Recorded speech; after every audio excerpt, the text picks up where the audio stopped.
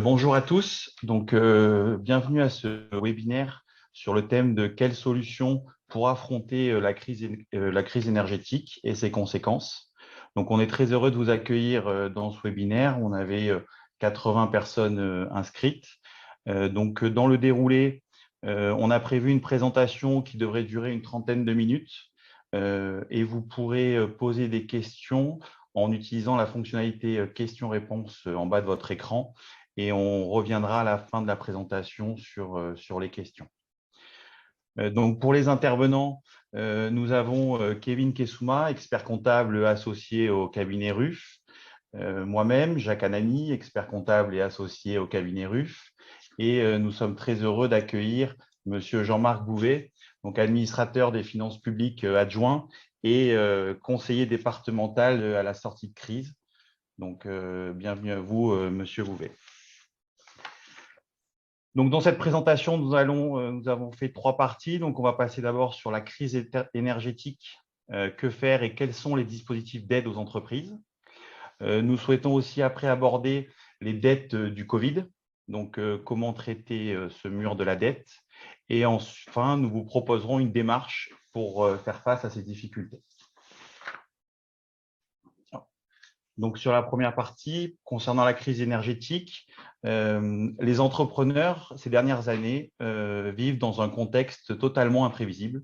Depuis 2020 et cette crise sanitaire, on a eu déjà l'État qui a débloqué près de 145 milliards d'euros de PGE par le biais des établissements bancaires, et ce qui représente près de 700 000 entreprises aidées. Et à ce moment-là, on savait déjà que dans les années qui allaient suivre, on allait être confronté à des difficultés pour le remboursement de ces PGE.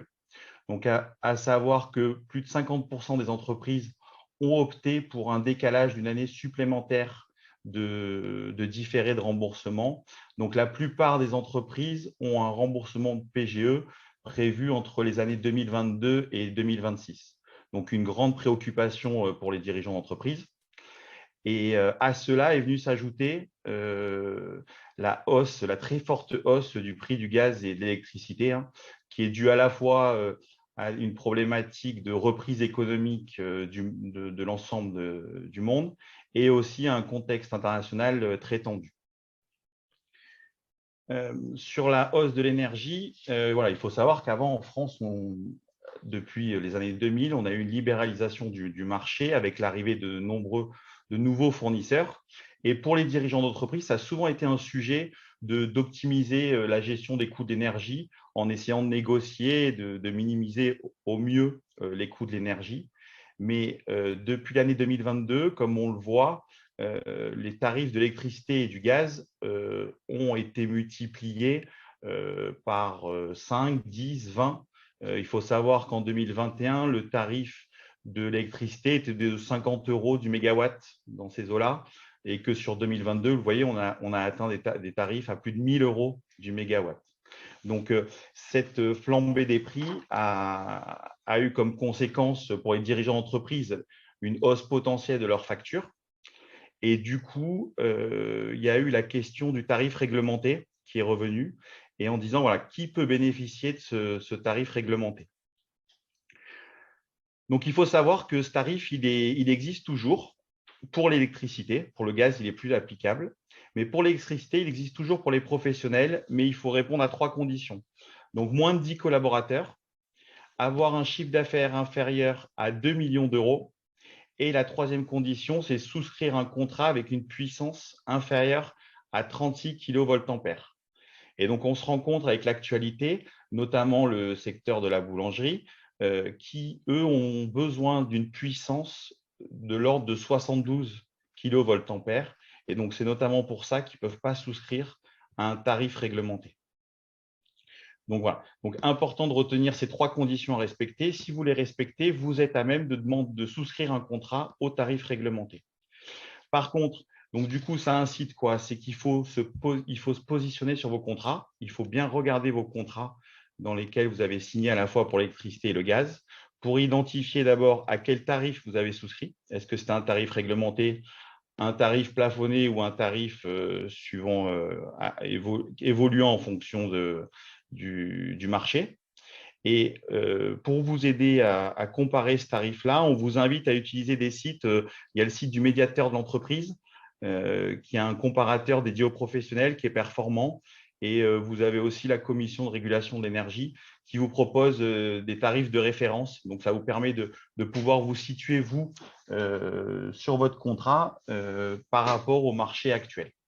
Donc, avec cette info-là, pour nous, il reste une condition impérative à regarder dans vos contrats, c'est les engagements. Parce qu'il faut savoir que quand vous êtes professionnel, il y a souvent des durées d'engagement. Et donc, en général, elles vont entre 12 et 36 mois. Et donc, il est impératif de savoir jusqu'à quand vous êtes engagé.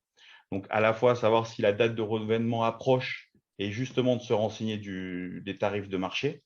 Et ensuite, si la date de renouvellement est longue, de se positionner sur les frais de résiliation. Donc, l'importance de se référer aux conditions générales de vente et de valoriser ces frais de résiliation.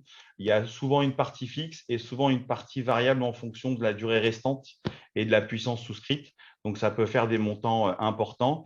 Et là-dessus, on a eu une annonce du gouvernement qui devrait permettre au secteur de la boulangerie de rompre les contrats souscrits en 2022 sans pénalité, mais on est en attente du détail de ce dispositif. Donc, et pour l'instant, pas d'infos sur les autres secteurs. On a eu ce matin quand même une annonce du PDG de Total Energy qui proposait que Total Energy renégocie des contrats signés en 2022 avec certaines entreprises qui ont signé au prix fort. Donc, lui proposait de plafonner le tarif à 280 € du mégawatt, sachant que le tarif réglementé, il est dans les 140 € du mégawatt. En cas de litige, on vous a mis impératif de faire un courrier en recommandé pour avoir une pièce justificative. Et après, vous pouvez vous référer au médiateur de l'énergie ou au médiateur des entreprises, suivant la taille de votre entreprise. Donc, voilà, important de vous référer à votre contrat. Il faut absolument savoir votre situation sur les prochains mois par rapport à ces contrats. Et vis-à-vis de cette crise, le gouvernement a mis en place un dispositif d'aide, plusieurs dispositifs d'aide, et ils vont être présentés par M. Bouvet, à qui je transmets la parole. Merci. Oui, bonjour à tous. Je voudrais d'abord m'assurer que vous m'entendez bien. Oui, c'est bon. OK. Déjà, je remercie beaucoup le cabinet pour cette invitation, au nom du directeur des finances publiques, M. Catanez. Et donc, je vais vous présenter les dispositifs d'aide aux entreprises concernant la hausse des prix de l'énergie. Alors, au préalable, je voudrais préciser que ces dispositifs sont en évolution, évidemment, puisque le gouvernement souhaite s'adapter en permanence au contexte, qui est très changeant. Et donc, certains de ces dispositifs que je vais vous présenter nécessitent des précisions réglementaires que je n'ai pas encore à ce jour. Donc, ça sera signalé sur les slides concernés. Alors, je vais faire un panorama global. Je sais qu'aujourd'hui, on est plutôt axé TPE et PME. Je parlerai un petit peu aussi des ETI et des grandes entreprises. Bien, même si, effectivement, on parlera essentiellement des TPE et des PME. Alors, j'ai voulu d'abord faire un petit panorama global des différentes aides qui existent en fonction de la taille des entreprises. Donc pour les TPE, vous voyez que c'est assez large. Il y a le bouclier tarifaire sur l'électricité, la garantie de prix, l'amortisseur d'électricité, le guichet d'aide, j'y reviendrai plus tard, et d'autres dispositifs tels que le report du paiement des impôts et des cotisations sociales, l'étalement des factures d'énergie et le règlement des litiges avec les fournisseurs. En ce qui concerne les PME, donc c'est la même liste avec en moins le bouclier tarifaire sur l'électricité et la garantie de prix.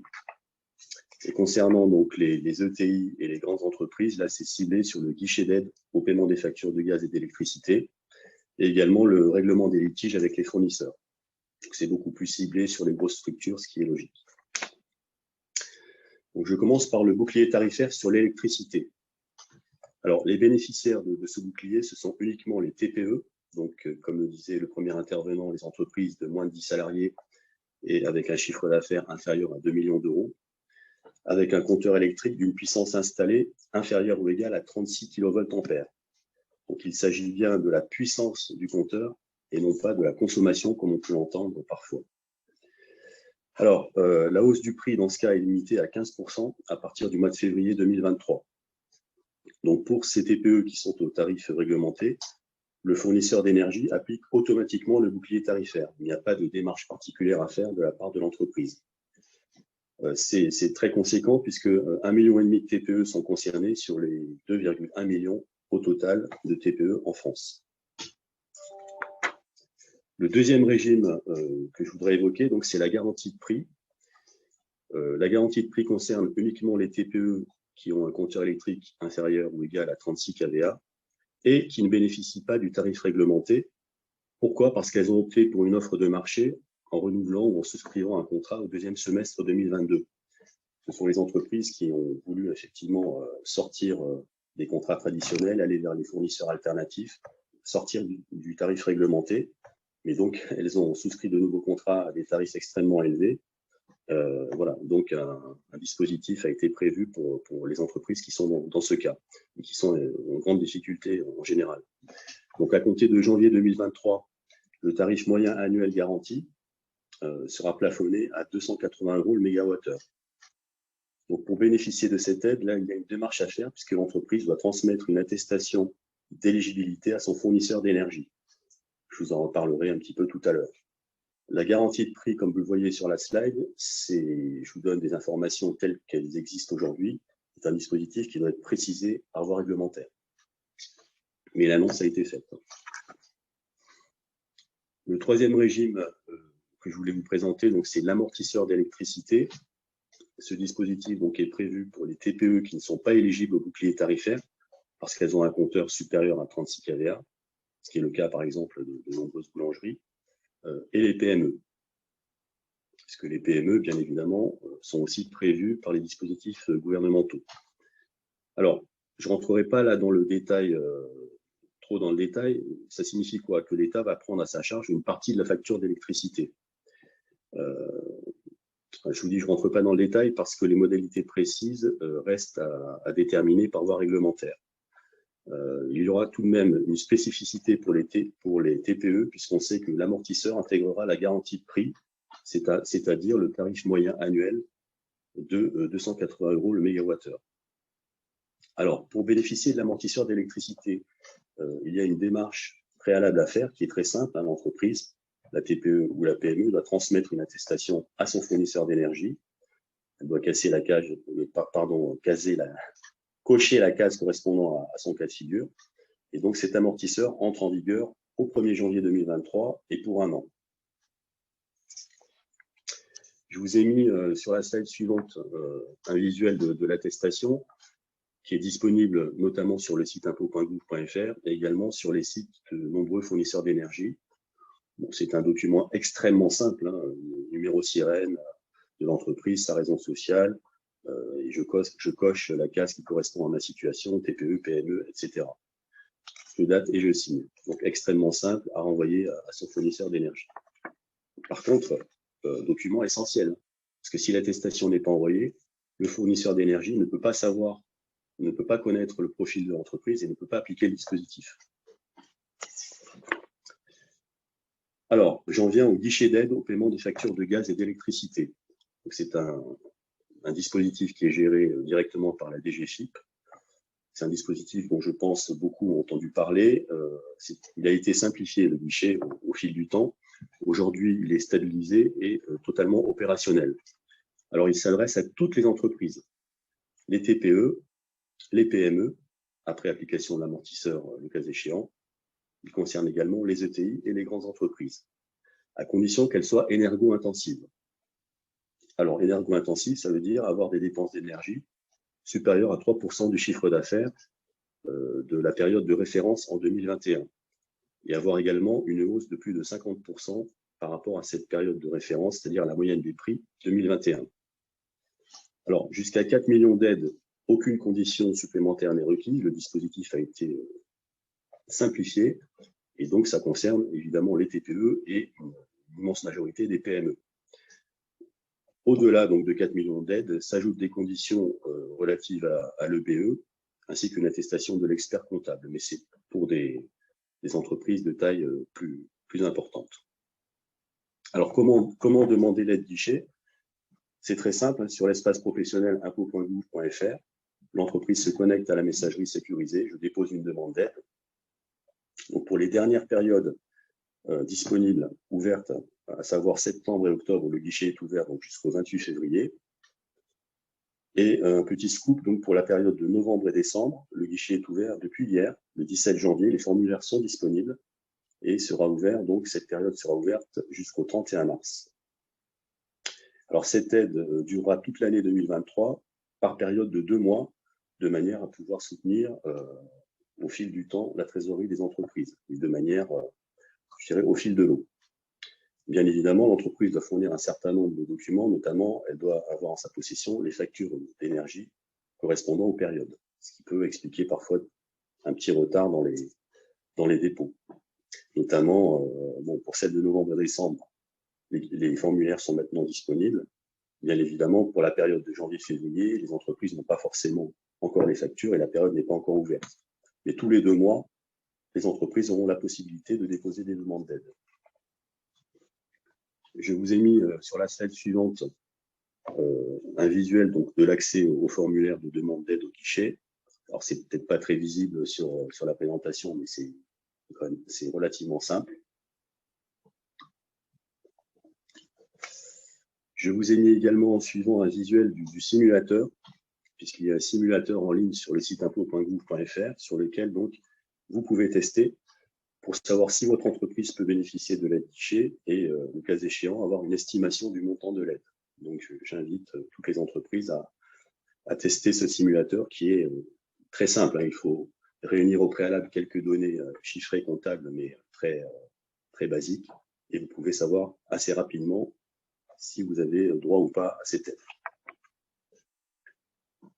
Sur la slide suivante, donc, je vous ai mis un point de situation sur ce qu'il en est de cette aide guichet gaz et électricité. Donc, c'est un point de situation au 10 janvier. C'est quand même assez récent. Au plan national, donc, nous avions eu 2152 demandes d'aide déposées pour 246,6 millions d'euros. Et dans les Alpes-Maritimes, 20 demandes déposées pour 446 716 euros. Donc, comme vous le voyez, c'est très peu.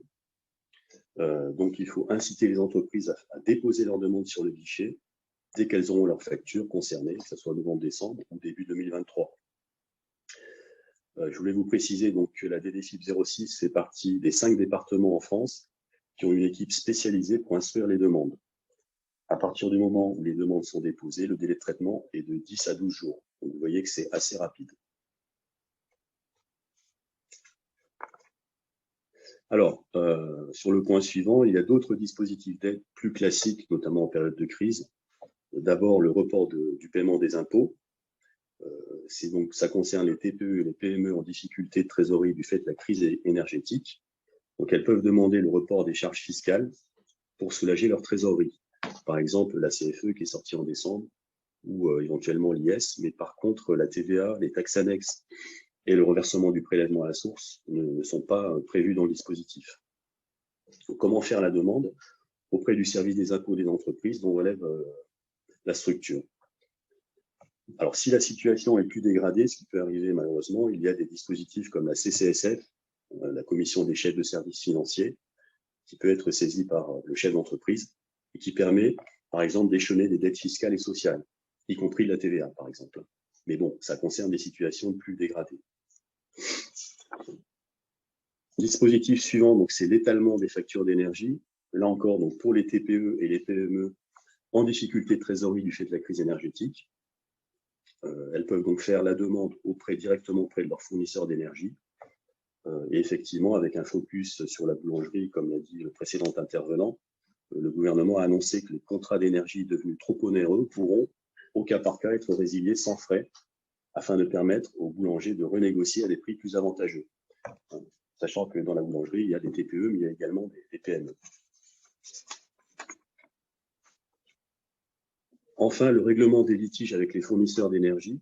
Donc là, ça concerne toutes les entreprises en difficulté, quelle que soit leur taille, du fait de pratiques de leurs fournisseurs d'énergie.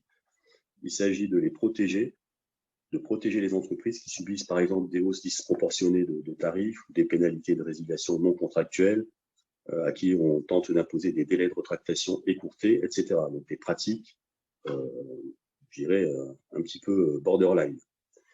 Donc, dans ce cas, les TPE doivent se rapprocher du médiateur de l'énergie.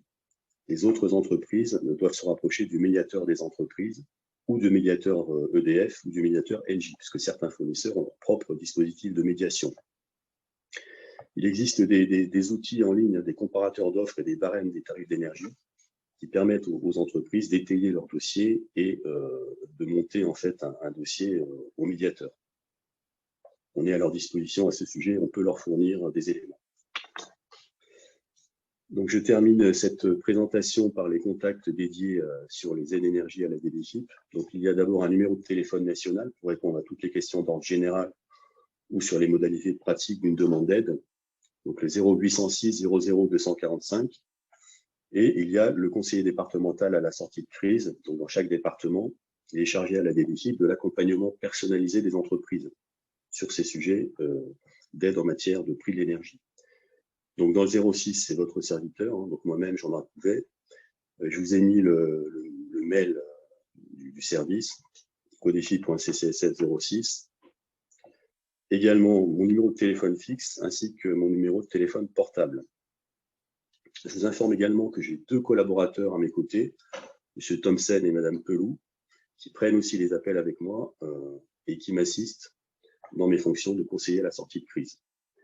Donc, le message, c'est n'hésitez pas à nous appeler, à nous contacter. On est vraiment là pour vous aider, pour faire du sur-mesure. Voilà, je vous remercie de votre attention. Merci, Monsieur Bouvet. Donc, je remercie donc, Jacques Anani et Monsieur Bouvet pour toutes ces précisions sur la partie crise énergétique et qui est effectivement une véritable difficulté pour bon nombre d'entreprises et où on arrive à des sommes très conséquentes qui peuvent clairement remettre en cause la pérennité de certaines structures. Et c'est pour ça qu'on a voulu ouvrir le sujet des difficultés sur l'énergie à un contexte plus général sur 2023, mais finalement qui a démarré en 2020, avec autour des sujets d'inflation en général, puisqu'effectivement il y a l'énergie, mais il y a eu aussi de nombreuses inflations en 2021-2022 sur des prix des matières, que ce soit dans le bâtiment, que ce soit dans l'alimentation, dans les boulangeries également.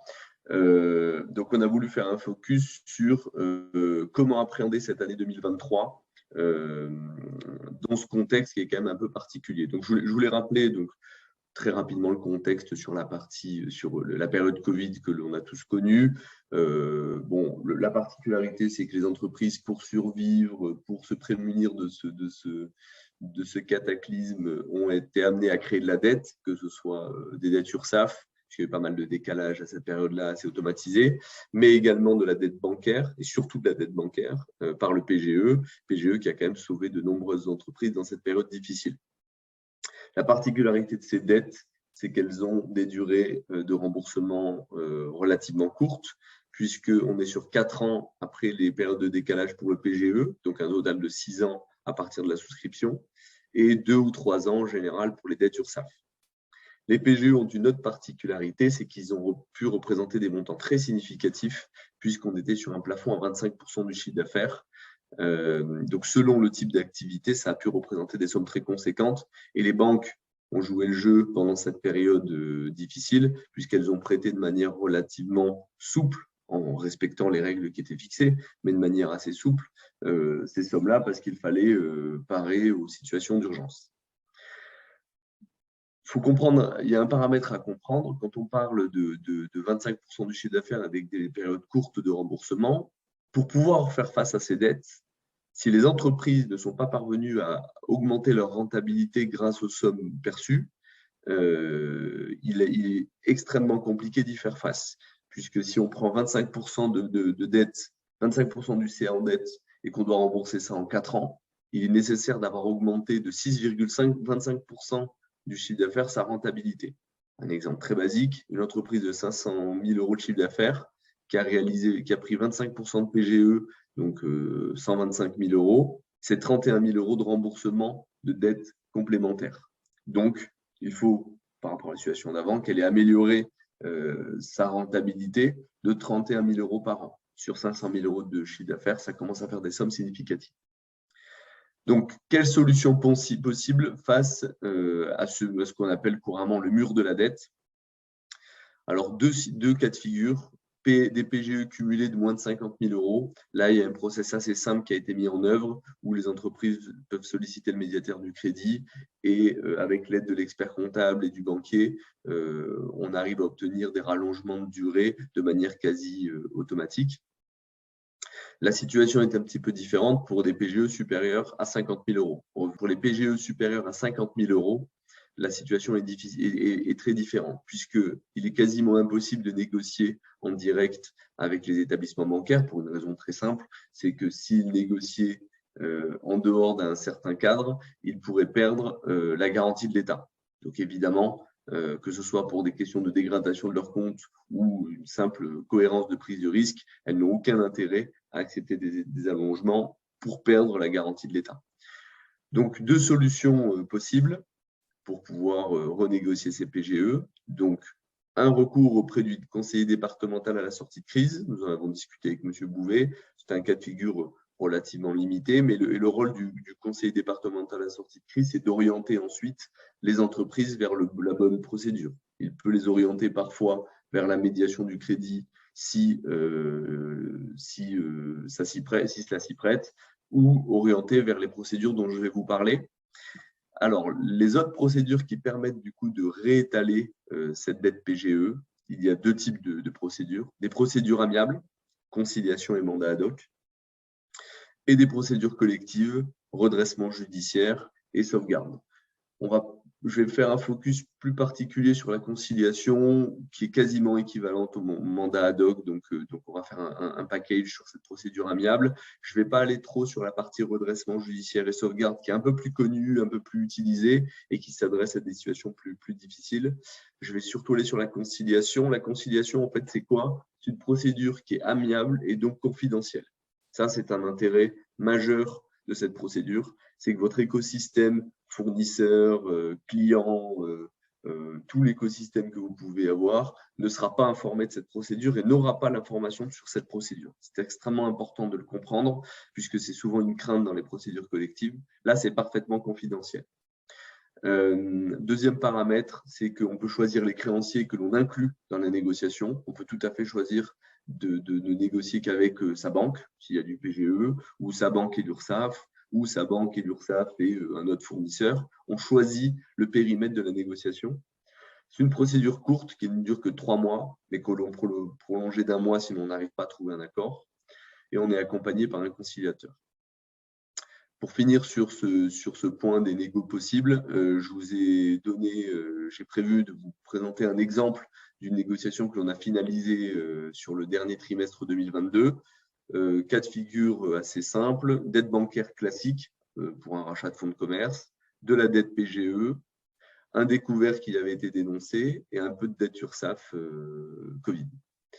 Dans ce cas de figure, donc on a fait une procédure de conciliation qui finalement a duré 4 mois. On a dû rallonger d'1 mois pour finaliser.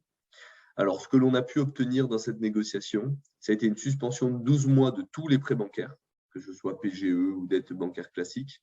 Alors, on garde les intérêts à payer, mais le capital est décalé. Un allongement bancaire de la dette bancaire classique de 2 ans. C'était un prêt déjà relativement longue durée qu'on a pu rallonger de 2 ans.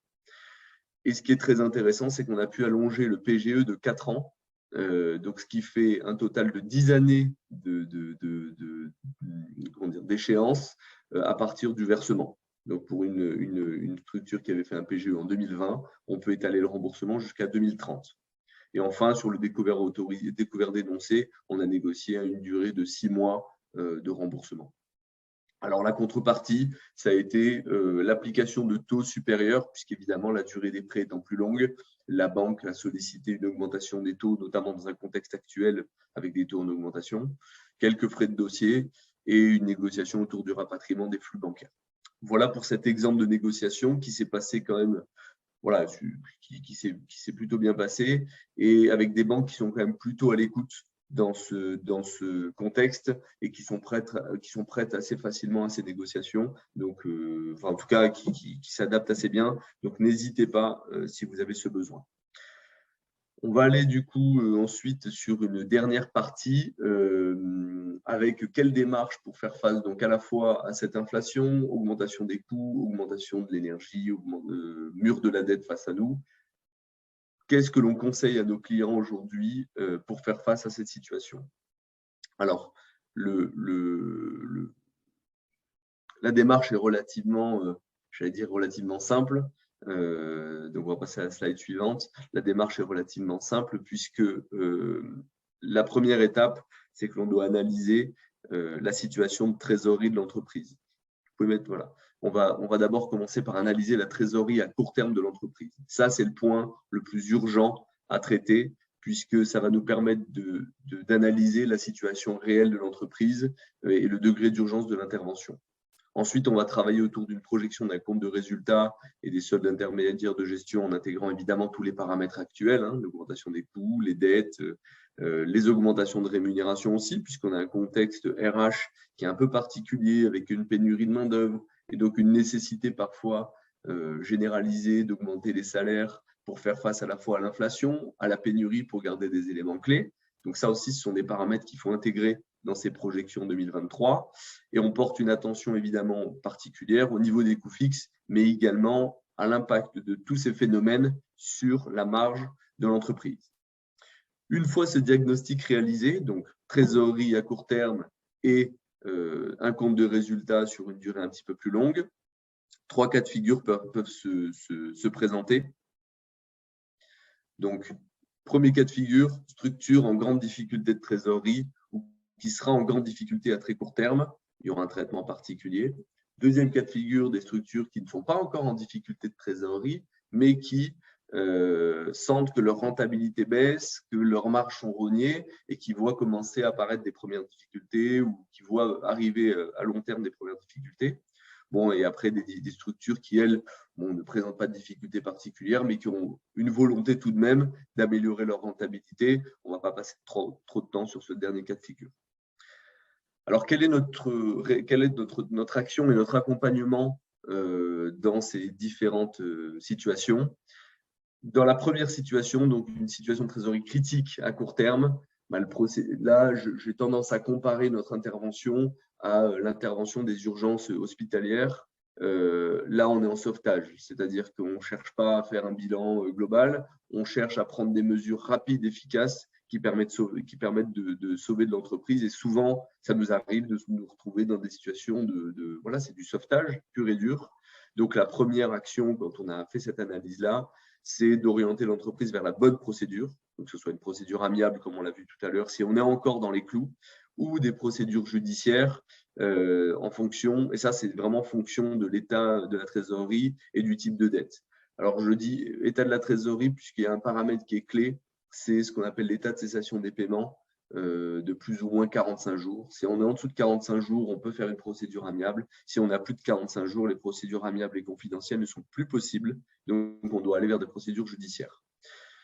Donc là, voilà, on gère de l'urgence. Et là, plan d'action immédiat. Et ensuite, une fois cette procédure mise en place et qu'on a réglé l'urgence pour la survie de l'entreprise, à ce moment-là, on met un plan d'action pour retrouver de la rentabilité et on suit tout cela. Dans le cas d'une structure qui n'est pas dans cette situation d'urgence, je n'ai pas fini sur la précédente, d'une structure qui n'est pas encore en situation d'urgence, là, on va définir les objectifs de l'entreprise en termes de résultats, de rémunération ou d'investissement. Et on va mettre un plan d'action qui va nous permettre de trouver ce niveau de rentabilité et d'aller répondre à ces objectifs avec différents niveaux d'analyse. Donc, on va descendre ensuite sur le plan d'action. Alors, en termes de trésorerie, voilà, maintenant, je vais vous présenter donc les principales mesures pour la trésorerie et ensuite les principales mesures pour améliorer la rentabilité, en tout cas des pistes que l'on explore à chaque fois.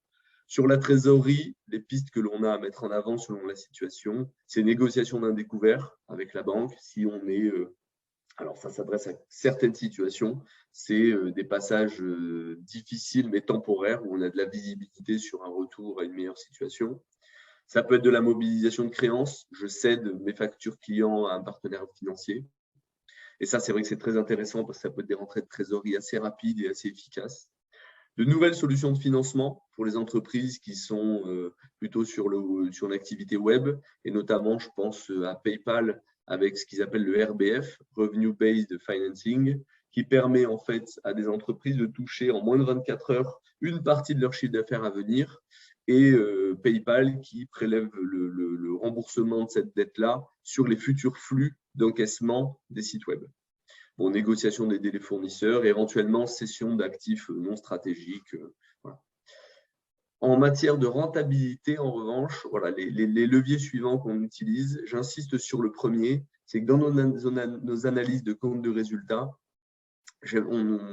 on priorise un découpage, une analyse par activité, par produit ou par service.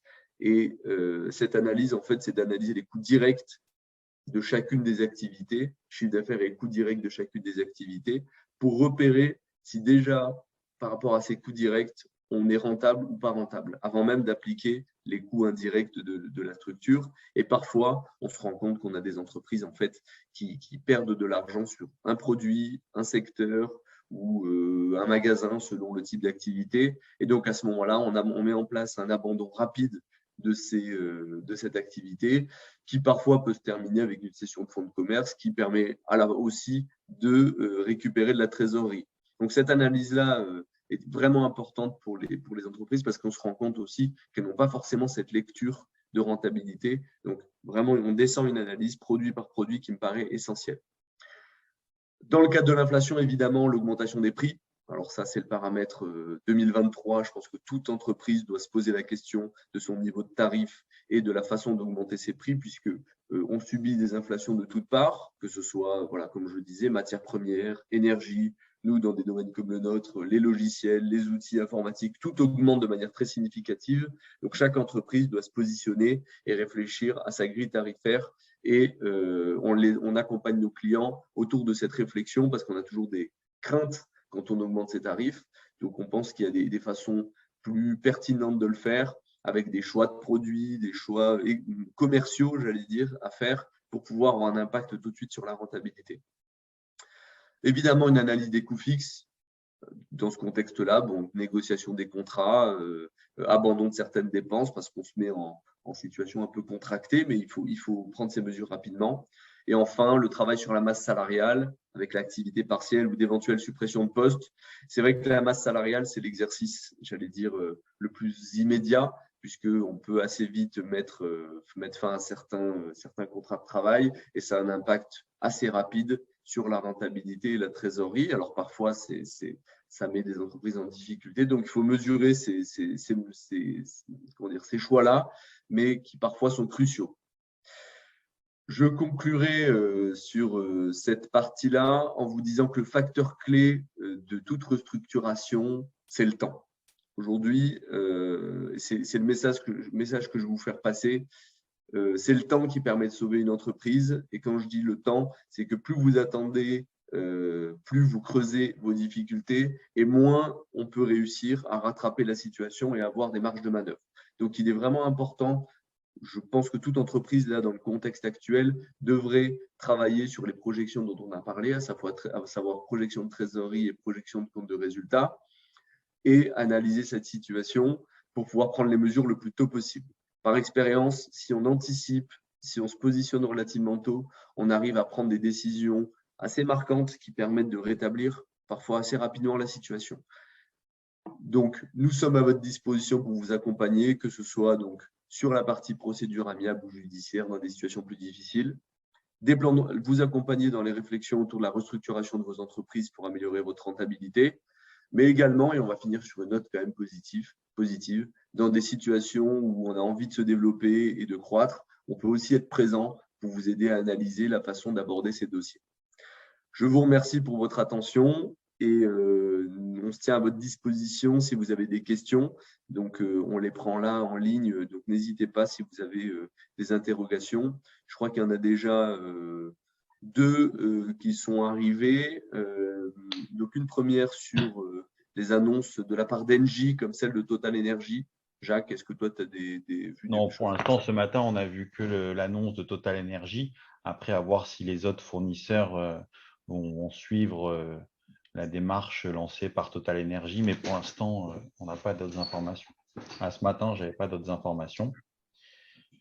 On nous interroge également sur est-ce que l'on peut demander l'aide au paiement au guichet d'aide s'il n'y a pas de chiffre d'affaires de référence en 2021 avec une entreprise créée en 2022?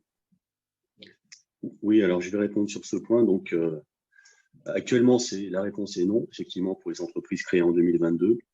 Cependant, un dispositif, un guichet nouvelle entreprise sera ouvert donc pour les créations reprises 2022 et 2023 à la mi-mars. Donc, le cas de figure est prévu. J'en profite pour annoncer également que pour la période de janvier-février, donc la première période de 2023, l'ouverture du guichet, c'est-à-dire de la possibilité de faire les demandes, aura lieu également à la mi-mars. Okay. D'accord, donc pour début 2023, on pourrait avoir une reprise de ces sociétés-là au titre du guichet. Voilà, mais dans des conditions qui… Vous avez coupé le micro, Monsieur Bouvet.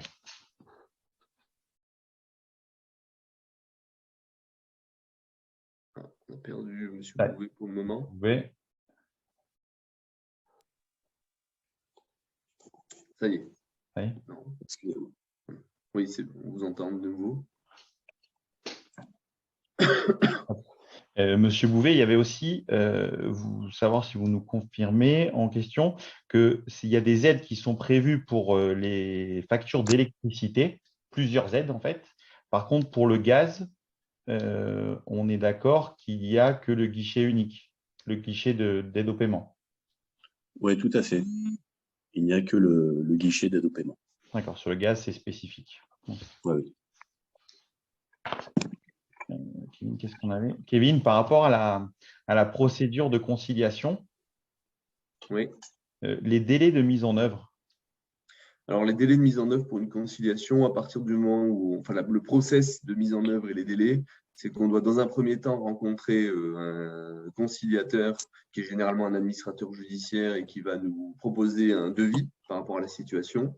Et avec ce devis, en fait, on doit déposer une requête auprès du président du tribunal de commerce qui, lui, ensuite, reçoit l'entreprise pour valider la requête qui lui est présentée. Donc, généralement, entre le moment où on envisage de se lancer et le moment où on arrive à la requête, si on va vite, il peut se passer, je dirais 2 à 3 semaines, puisqu'il faut qu'on prépare un état des dettes et qu'on ait un peu de vision de ce qui va se passer dans les semaines suivantes. Donc, 2 à 3 semaines pour la mise en œuvre. Et ensuite, donc, on a dit 3 mois. Et je précise aussi qu'assez rapidement, dès l'ouverture de la conciliation, on peut obtenir la suspension des échéances. Donc, dans des cas d'urgence, dans des cas où on sent que ça commence à être difficile, le conciliateur demande immédiatement aux créanciers concernés de suspendre, par exemple, le PGE et les prêts en cours pour permettre à l'entreprise de respirer dans les 3 ou 4 mois de la procédure. Donc ça, c'est plutôt un bon levier quand on n'est pas encore dans une situation compromise, mais ça commence à être très tendu. Voilà. Ça peut être mis en œuvre très vite. Oui, ça peut être mis en œuvre très vite. Voilà. On a de l'expérience maintenant sur ces procédures-là, donc ça peut être très rapide. Alors moi, j'avais juste une question à mettre sur Monsieur Bouvet sur le rôle du conseiller départemental à la sortie de crise. Donc du coup, dans des demandes d'aide, si on a des difficultés, on peut vous contacter sur les numéros et l'adresse mail présentée. Oui, absolument, et je dirais même qu'il faut nous contacter. Pour vous résumer rapidement, cette fonction de conseiller à la sortie de crise a été créée dans le cadre du plan de sortie de crise au mois de juin 2021, notamment donc sur les dispositifs de restructuration du PGE, dont on a un petit peu parlé tout à l'heure. Donc, le rôle du conseiller, c'est un accompagnement personnalisé des entreprises, c'est de faire du sur-mesure, comme je vous l'ai dit, entreprise par entreprise. C'est fait en toute confidentialité, donc il n'y a aucune crainte à avoir du côté du chef d'entreprise de ce côté-là. Et donc, le rôle est de permettre l'accès notamment aux aides en matière énergétique, mais pas seulement. Plus largement, en cas de difficulté de trésorerie, le conseiller a la possibilité d'orienter vers des organismes comme la CCSF ou le CODEFI, ou vers un interlocuteur qui serait le plus adapté à la situation, par exemple la médiation du crédit à la Banque de France ou le médiateur des entreprises. Donc oui, le message, c'est bien, appelez-nous, aux entreprises, déposez vos demandes sur le guichet. On est en état de marche. On n'attend plus que les demandes pour les traiter. Et n'hésitez pas à nous contacter pour qu'on puisse vous aider et vous orienter. Merci. Merci. Moi, je crois qu'on a fait le tour des questions et de toute façon, on arrive dans le timing fixé pour clôturer ce webinaire. Merci à toutes et à tous d'y avoir participé et n'hésitez pas à revenir vers nos services et donc vers les services de l'administration de M. Bouvet s'il y a des interrogations complémentaires. Passez une belle journée. À bientôt. Merci. Merci à tous. Merci à tous. Au revoir. À bientôt.